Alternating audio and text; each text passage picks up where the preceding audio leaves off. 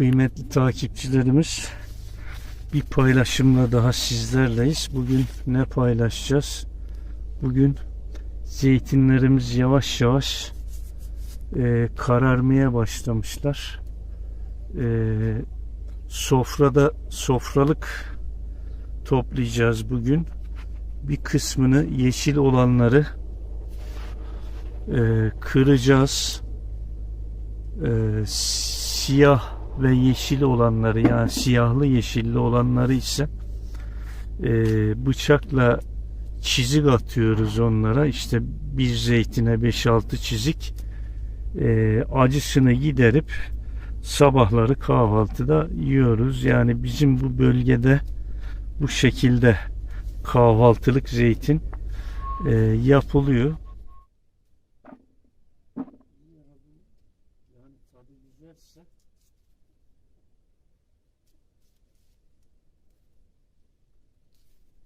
Kıymetli izleyenler, zeytinlerimizi topladık.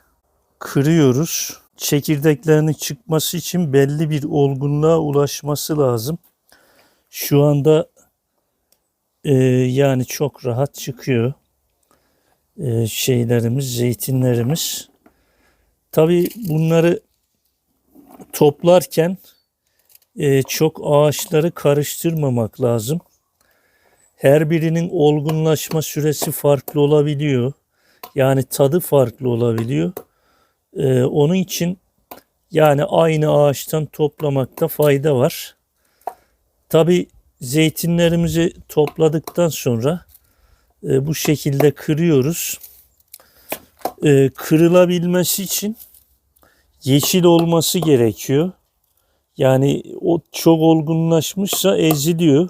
Ama yeşil olduğu zaman böyle vurduğunuz gibi kırılabiliyor ve çekirdeğini de çok rahat çıkarabiliyorsunuz.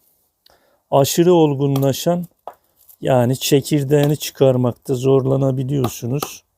Ezilebiliyor ama bunlar ezilmiyor gördüğünüz gibi.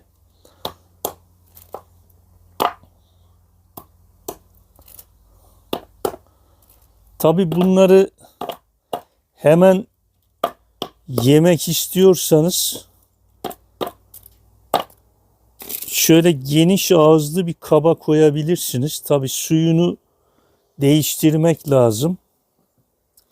Bir gün durup bir gün, az bir şey de tuz atmak lazım yumuşamaması için. Bir gün durup bir günde suyu değiştirilebilir. Tuz yumuşamasını önler. Yani atmadan da değiştirenler oluyor ama biz bir miktar tuz atıyoruz. Yine uzun sürede sonra tatlandırıp yemek istiyorsanız böyle dar ağızlı bir kaba koyup istediğiniz zaman, yani yemek istediğiniz zaman tatlandırıp yiyebilirsiniz. Evet. Kırma ve bidona atma işlemi bu şekilde. Şöyle zeytinlerimizi de göstereyim. Evet kıymetli izleyenler. Şöyle çok güzel zeytinlerimiz. Gördüğünüz gibi hepsi aynı şeyde, aynı renkte, yeşil. Tabii çok da yeşilken toplamamak lazım. Olgunlaşmış olması lazım. Yani taşla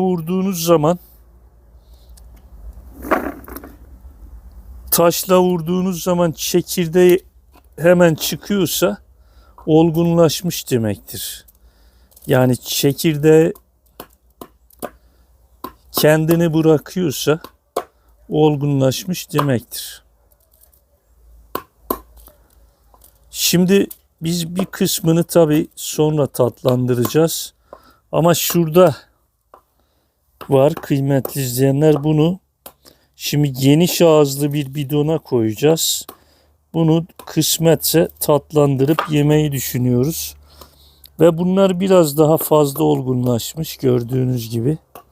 Yani renkleri de hafiften kararmaya başlamış. Biz Tabii ki bunları hemen tüketeceğimiz için bu şekilde tercih yaptık, topladık. Şimdi şunlara tekrardan bakalım.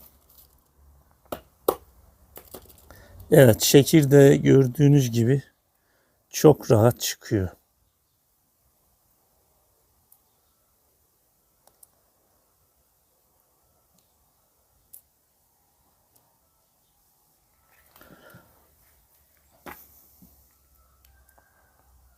Turşularımız, zeytinlerimiz hazır. Şu dar olan bidonumuzu sonra tatlandıracağız. Tahmini buna 3 yemek kaşığı tuz koyacağız. Bunun arada gazını alabiliriz. Tabi ölçüsüne güvenmeyenler kaşıkla da koyabilir. Fazlasının bir zararı olmaz. Evet, bu yeterli. Şimdi suyunu koyalım. Suyu ise klorsuz su olması gerekiyor. Evet. Şöyle kuyu suyumuz koyuyoruz. Bunu